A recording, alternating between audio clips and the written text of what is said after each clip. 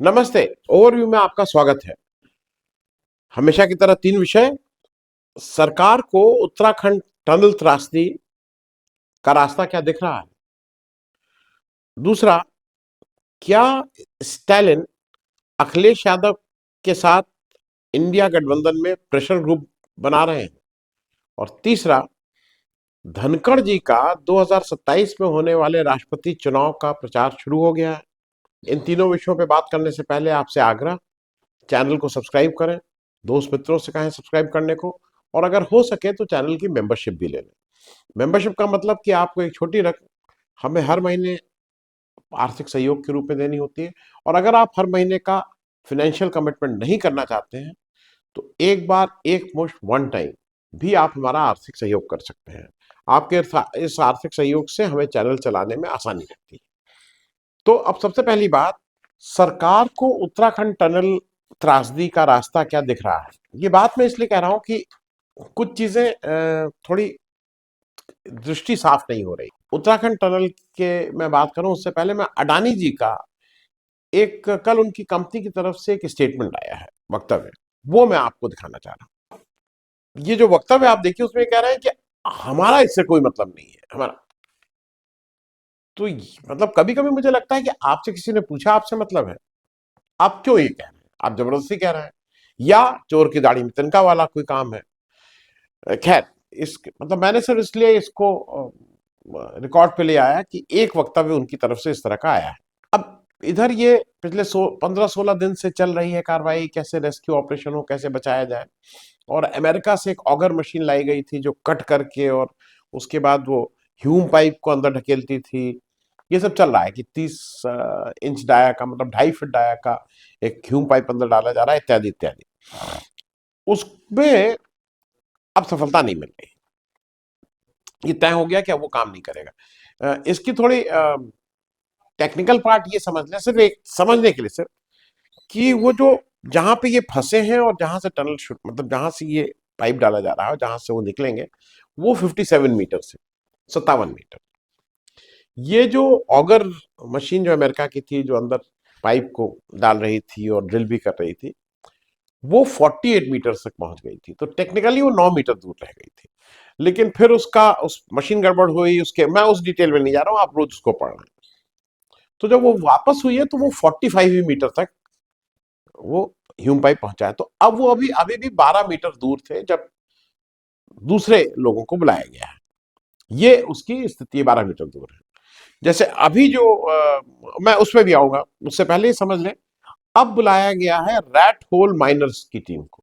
ये rat hole miners क्या है। रैट होल माइनर्स को एक चीज, पहली चीज समझ लें, रैट होल माइनिंग को नेशनल ग्रीन ट्रिब्यूनल एनजीटी जो देश का है, उसने 2014 में बैन कर दिया था। इस तरह की माइनिंग नहीं हो सकती है, और वही अब बचाने का काम कर रहे हैं। अच्छा, एक चीज और समझ लीजिए, रैट होल माइनिंग है क्या।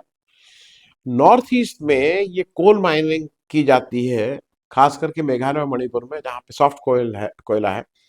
उसमें ये करीब 4 फीट का एक पाइप बना के, अरे एक सुरंग बना के उसके अंदर घुसते हैं, और उससे ये कोयला तोड़ तोड़ के मतलब छील छील के तोड़ तोड़ के लाते हैं। उसी में से आदमी पहुंच के कोयला निकालता है। अब चूंकि टनल बहुत सक्रिय होती है, इस कारण इसमें बच्चे ज्यादा यूज किए जाते हैं। वो बच्चे भी अपनी एज ज्यादा बढ़ा के लिखवाते हैं, वो सब होता है। तो वो एक लार्जर कंटेक्स्ट ये था, इसीलिए एनजीटी ने इसको बंद भी किया। और इस तरह की जो रैट होल माइनिंग होती है, इसमें खूब एक्सीडेंट होते हैं। 2018 में उसमें पानी भर गया था उन सुरंगों में, उसमें से केवल 2 की बॉडी मिली, बाकी 13 की बॉडी नहीं मिली। फिर 2021 में 5 लोग मरे, उसमें सबकी बॉडी मिल गई थी। लेकिन मैं सिर्फ ये इसलिए कह रहा हूं कि बहुत खतरनाक और रिस्की ढंग ऑफ माइनिंग है, इसीलिए एनजीटी ने इस पे रोक लगाई हुई है। अब इस गैर कानूनी जो रैट होल माइनर्स हैं, उनको बुलाया गया है। उसमें कुल 12 माइनर्स बुलाए गए। ये दिल्ली से ये लोग पहुंचे हैं, और ये ज्यादातर मध्य प्रदेश और मतलब दूसरे उन प्रदेशों के रहने वाले हैं। एक इसके 4 ग्रुप बनाए गए हैं, एक एक ग्रुप में 3-3 लोग हैं। एक आदमी ड्रिल करेगा, एक आदमी उसकी जो कंकड़ पत्थर उससे इकट्ठे हो रहे हैं उसको अम, तसले में डालेगा, और तीसरा उस तसले को रोप से जो बाहर खींच लिया जाएगा। ये मैं इसलिए बता रहा हूं कि ये 4 ग्रुप लगातार काम कर रहे हैं, 1-1 घंटे की शिफ्ट है, और ये ओवरऑल अब आर्मी को सुपरविजन दे दिया गया है, आर्मी के 20-22-25 लोगों को।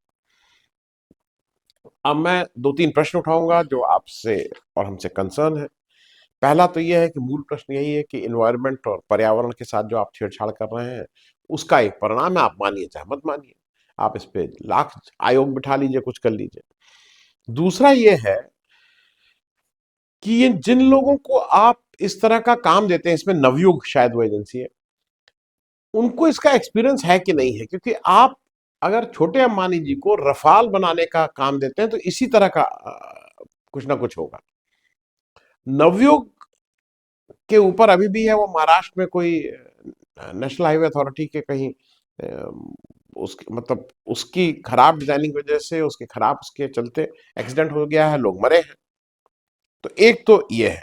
फिर मुझे ये समझ में नहीं आ रहा है कि ये तीसरा और इम्पोर्टेंट है कि ये 17 दिन से जो जो लोग हैं, जो कोई ईरान से, तो तुरान से, तो अमेरिका से, तो फ्रांस से, तो हंगरी से, तो केरल से, तो हिमालय से, कहां कहां से लोग आप इकट्ठा कर रहे हैं। ये कौन लोग, इनको क्यों आप लाए? इसमें बिल्कुल एक चीज साफ क्लियर हो रही है कि डिसीजन मेकिंग मेकर जो है उनको अपना काम नहीं आता है, दे डोंट नो किसको लगाना है। निर्णय लेने की स्थिति में जो लोग बैठे हैं उनको अगर ये नहीं पता है तो मैं इसको कंपेयर इसलिए करता चल रहा हूं, कभी कभी लगेगा कि आप इसको क्या कंपेयर करें। अगर आपको नोटबंदी से क्या होने जा रहा है अगर आपको नहीं पता है, तो आप नोटबंदी करके उसको चौपट करेंगे अर्थव्यवस्था को। उसी तरह से अगर आपको ये नहीं पता है कि कौन लोग इसको निकाल सकते हैं, तो आप चौपट करेंगे। अगर रेड माइनर सी इसके लिए थे तो ये 17 दिन पहले आ सकते थे। आप नहीं जानते, तो आप किसी से बात नहीं करते हैं, क्योंकि आप ये जानते ही नहीं कि कौन कर पाएगा कि नहीं कर पाएगा। आप हिट एंड ट्रायल कर रहे हैं, कभी इसको भेजो, कभी उसको भेजो, कभी ये करो। आर्मी के कुछ लोगों का मतलब वो सामने नहीं आके कह रहा, उनका कहना है कि अभी भी हमें पूरा कंट्रोल नहीं दिया है। आपने पहले दिन से आर्मी को कंट्रोल क्यों नहीं दे दिया था? अभी भी आपने उनको लिमिटेड एक्सेस दी है। अब जो जो ज्यादा इंपॉर्टेंट है उसमें सबसे बड़ी यह है कि ये जो जो भी इसमें डिसीजन मेकर्स है ना, ये सब लोग इवेंट के लोग हैं। इवेंट में अब वो बता रहे हैं सत्तू का लड्डू बन रहा है, खिचड़ी बन रही है, उसमें दाल इतनी है, तो इवेंट में जैसे उसको बढ़ा चढ़ा के बताते हैं, एक्चुअल काम नहीं होता है। क्योंकि अभी अभी दिन में करीब मेरे ख्याल में 11-12 बजे जो एक अमेरिकन है जिसको सुपरवाइज कर रहे हैं, जो एक्सपर्ट हैं, उनसे लोगों ने पूछा कि अब तो 5 मीटर रह गया है सिर्फ। उसने कहा कि अगर 1 मीटर भी रह जाए तो इस तरह के ऑपरेशंस में इट इज 1000 किलोमीटर्स। आप नहीं जानते हैं, आप जहां बैठे हुए हैं, कब अर्थक्वेक आ जाए, कब क्या हिल जाए, कब क्या हो जाए। तो आप 1 मीटर को भी 1000 किलोमीटर मान के चलिए, अभी भी खतरा नहीं है। 5 मीटर, हालांकि लोग कह रहे हैं 5 मीटर बचा है। क्योंकि मुझे ऐसा लगता है कि ये जो नेतृत्व है ना, उसको भी ये सूट कर रहा है इस समय, जो खास करके जो केंद्रीय नेतृत्व है, उसके बहुत से काया का जो उसकी कार्रवाई है, जो उसके और काम है, जो उसकी और चीजें हैं, वो इस बहाने छुपी हुई हैं। अब लोग इसी की बात ज्यादा कर रहे हैं, तो उसको भी सूट कर रहा है कि थोड़ा लंबा खिंच जाए, ऐसा मुझे लगता है। एंड ऑफ द डे इस तरह के पर्यावरण से जहां पे रिलेटेड चीजें हैं, उनको अंधाधुंध मत करिए। मैं पहले भी इस पे कर चुका हूं, बोल चुका हूं, इसलिए इस पे ज्यादा नहीं। अब दूसरी बात पे आ जाते हैं। दूसरी बात यह है कि क्या स्टालिन अखिलेश यादव के साथ इंडिया में गठबंधन में प्रेशर ग्रुप बना रहे हैं? ये मैं इसलिए कह रहा हूं कि वीपी सिंह का कल एक प्रतिमा का अनावरण स्टालिन साहब ने मद्रास में किया, अखिलेश यादव भी बुलाए गए। अब इसको जो आज प्रिंट मीडिया ने इसको खूब चटकारे लेके बताया है कि कांग्रेस के अगेंस्ट एक नए मोर्चे की शुरुआत हो रही है, इस तरह से उसको वो प्लेस कर रहे हैं। ये भी कहा जा रहा है कि इंडिया गठबंधन में ही एक तीसरा वो गठबंधन बन रहा है जो प्रेशर ग्रुप की तरह काम करेगा। ये भी उसी में के हवाले से कहा गया कि अब अखिलेश यादव जी इसमें बहुत सीरियस है, वो स्टालिन से बात कर चुके हैं, अब वो ममता बनर्जी से बात करेंगे, और इलेक्शन बाद वो केसीआर से बात करेंगे। अखिलेश यादव जी की लोकसभा में वर्तमान में 3 एमपीज, मैं और कुछ नहीं कह रहा हूं, मतलब ये सब जगह बात करेंगे और गठबंधन बनाएंगे। मैं पहले मैं थोड़ा इसमें वीपी सिंह जी की बात कर लूं, जिनकी प्रतिमा लगाई गई और जिनको वो किया गया। याद रखिएगा कि मुलायम सिंह यादव जी ने, जो अखिलेश यादव जी के पिताजी थे, इन्होंने जब वीपी सिंह की सरकार मंडल के नाम पे बीजेपी और ये लोग गिरा रहे थे, तो इन्होंने भी उसमें से समर्थन वापस लिया था। ये याद रखिए। मैं ये सिर्फ इसलिए कह रहा हूं कि हिस्ट्री को याद रखना जरूरी है, खास करके राजनीति को। आज ये जाके उनकी मूर्ति लगा रहे हैं, बहुत अच्छी बात है। आज क्या हो रहा है कि जो रीजनल पार्टीज हैं, क्षेत्रीय दल हैं, खास करके ओबीसी और बैकवर्ड और शेड्यूल कास्ट के वोट पर आधारित, उन पार्टीज को एक सबसे बड़ा खतरा कांग्रेस में नजर आ रहा है। उनको ये लग रहा है कि कांग्रेस जो जातिवाद जनगणना की बात बार बार उठा रही है और राहुल गांधी उसको छोड़ नहीं रहे हैं, वो कह रहे हैं इसको हम करके रहेंगे, उससे उनको दिक्कत हो रही है कि उनका वोट बैंक पे आ जा रही है। क्योंकि एक चीज और समझिए, नीतीश कुमार जी अभी इस सारी जातिवाद जनगणना की बात कर लीजिए, जातिवाद सर्वे की बात कर लीजिए, उसके पाइनियर हैं इस समय। उन्होंने बिहार में करके उसके कुछ फाइंडिंग्स भी रिलीज कर दी। तो पहली बात तो बिहार में हो चुका है। दूसरा, एक ध्यान और रखिएगा, नीतीश कुमार अगर पाइनियर हैं, तो बिहार में जो गठबंधन है, जो सरकार चला रहा है नीतीश कुमार जी के नेतृत्व में, उसका पार्ट एंड पार्सल कांग्रेस भी है।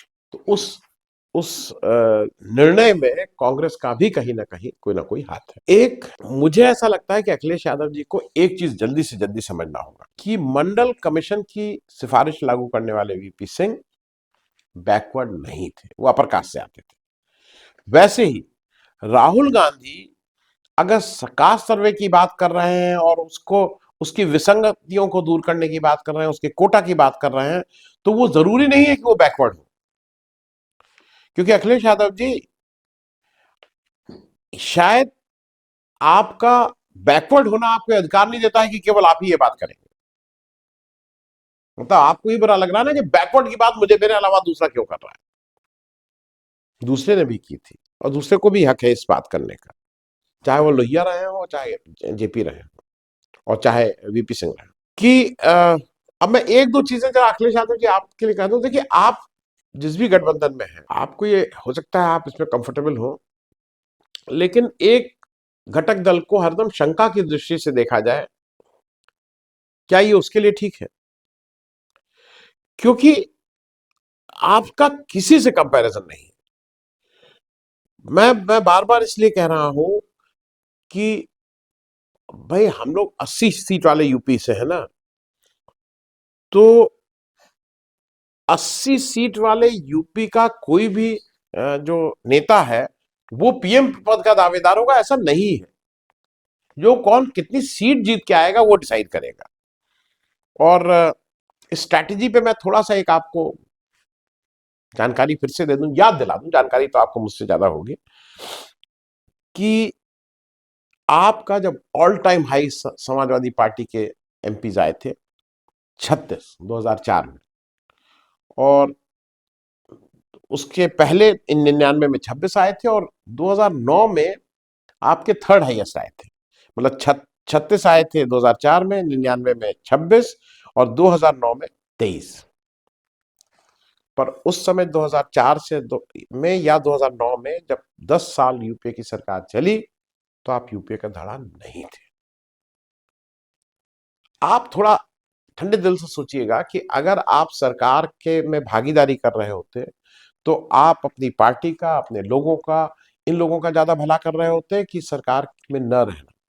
वो कौन सी राजनीति, उससे क्या फायदा आपको हुआ, आपको खुद ही डिसाइड करना है उससे क्या फायदा हुआ क्या नहीं। अब मैं तीसरी बात पे आ रहा हूं। धनखड़ जी का 2027 में होने वाले राष्ट्रपति चुनाव का प्रचार शुरू हो गया है। ये मैं इसलिए कह रहा हूं कि ऐसा लगता है कि धनखड़ जी ऑलरेडी, जैसे मोदी जी 2000 जैसे ही चुनाव खत्म होता है वो अगले चुनाव के मूड में रहते हैं। वो जो भी भाषण देते हैं, चाहे वो ऑफिशियल हो, अनऑफिशियल हो, किसी से बातचीत हो, वो उसमें उसमें चुनाव रहता है, अंडरटोन। अब धनखड़ जी भी जो बातचीत कर रहे हैं उसमें कहीं ना कहीं अंडरटोन चुनाव है। मैं जानकारी के लिए, याद के लिए बता दूं फिर से, राष्ट्रपति पद का चुनाव मुर्मू जी, द्रौपदी मुर्मू जी जुलाई 2027 तक इस पद पे हैं। उसके बाद ही ये पद खाली होगा, वो उनको सेकंड टर्म मिलेगा या कोई और होंगे। और धनखड़ साहब अगस्त 2027 तक हैं।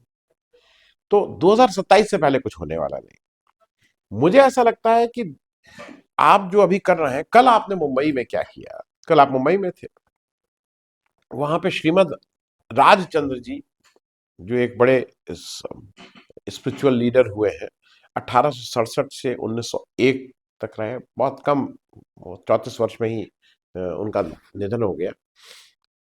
उनकी उनका कार्यक्रम था। उनके बारे में ये भी कहा जाता है कि वो महात्मा गांधी के आध्यात्मिक गुरु थे। हालांकि ईमानदारी से ये बताऊं कि मैं श्रीमद राजचंद्र जी के बारे में बहुत कम जानता हूं, मैं ना के बराबर जानता हूं। अब आपने धनखड़ जी वहां क्या कहा, आपने कहा कि पिछली सदी के महान नायक गांधी थे और इस सदी के युग पुरुष मोदी जी हैं। और उसके बाद आपने क्या क्या उनकी तारीफ में क्या क्या कसीदे नहीं पढ़े। आपने संसद के बारे में भी बोला, आपने कहा कि जो सांसद लोग हैं ना, इनको स्वामी राजचंद्र जी के बताए रास्ते पर चलकर संसद चलने देनी चाहिए। मैं सिर्फ ये कह रहा हूं धनखड़ साहब, आप अपने पद को इतना अच्छा बनाइए ना कि लोगों को लगे कि ये व्यक्ति बनना चाहिए। आप जब वाइस प्रेसिडेंट बने हैं तो ये ऐसा माना जाता है कि गवर्नर होके आपने जिस तरह के कृत्य वेस्ट बंगाल में किए और जिस तरह से ममता बनर्जी के साथ आपका आचरण रहा, वो आपकी क्वालिफिकेशन थी वाइस प्रेसिडेंट बनने की। लेकिन कोई भी एक ऐसी सरकार जो ज्यादा राजनीति में विश्वास रखती हो, लोकतांत्रिक परंपराओं में विश्वास रखती हो, जो विपक्ष की में विश्वास रखती हो, उसके यहाँ ये क्वालिफिकेशन नहीं होगी। क्योंकि मैं एक नाम ले रहा हूं जो आप ही के गृह राज्य से आते हैं, भैरव सिंह शेखावत, भाजपा के बिल्कुल फुल टाइम, कभी किसी और पार्टी में नहीं। आप तो दूसरी पार्टी से आए हैं, लेकिन आज भी लोगों से पूछ लीजिए, जब वो वाइस प्रेसिडेंट बने और सभापति बने राज्यसभा के, उनके कंडक्ट के बारे में। तो और दूसरा ये है कि अभी तो 2024 है ना, 2024 तक थोड़ा इंडिपेंडेंटली काम करिए। 2024 में जब मोदी जी फिर आ जाएंगे तो तब 2027 की बात करिएगा। तब युग पुरुष, महान पुरुष, आदि पुरुष, अंतिम पुरुष, ना हुआ है ना होगा, ये सब बातें अपना शुरू करिए। अभी जरा कर देने से पद की मर्यादा भी कुछ होती है। इसलिए मुझे लगा कि याद दिला दूं कि अभी थोड़ा दूर है राष्ट्रपति का चुनाव। थैंक यू सो मच, धन्यवाद।